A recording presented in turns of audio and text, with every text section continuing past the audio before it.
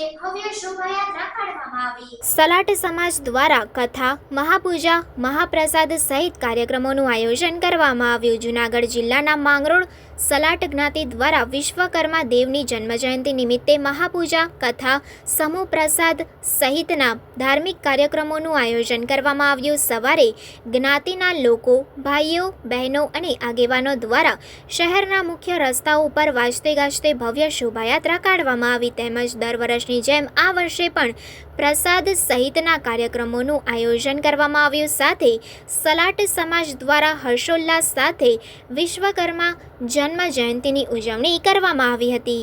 22 તારીખને વિશ્વકર્મા જયંતિ અમે ઉજવીએ છીએ અને છેલ્લા ઘણા વર્ષોથી અમે વિશ્વકર્મા જયંતિ આ રીતે શોભાયાત્રા કાઢી અમે આખા ગામમાં શોભાયાત્રા ફેરવીને ઉજવીએ છીએ અને પછી અહીંયા જઈ કથા આ તે બધી કરીને પ્રસાદીનું પણ આયોજન કરીએ છીએ।